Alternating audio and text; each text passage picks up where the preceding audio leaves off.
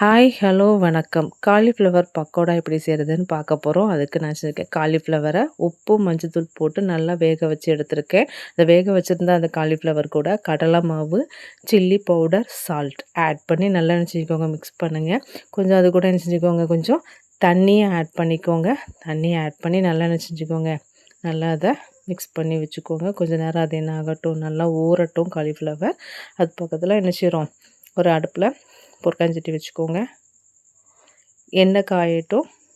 காஞ்சோடனே ஒவ்வொரு காலிஃப்ளவராக என்ன செய்யுங்க, எடுத்து உள்ளே போட்டு அப்படி 2 பக்கமும் என்ன செய்யுங்க, நல்லா வேகிறதுக்கு நல்லா திருப்பி விட்டுக்கோங்க.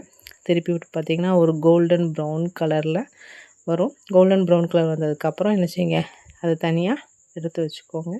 பார்த்திங்கன்னா டேஸ்டியான காலிஃப்ளவர் பக்கோடா ரெடி. வீட்டில் ட்ரை பண்ணி பாருங்கள். ட்ரை பண்ணிட்டு கண்டிப்பாக கமெண்ட் பண்ணுங்கள், ஷேர் பண்ணுங்கள், லைக் பண்ணுங்கள் அண்ட் சப்ஸ்கிரைப் பண்ணுங்கள். தேங்க்யூ.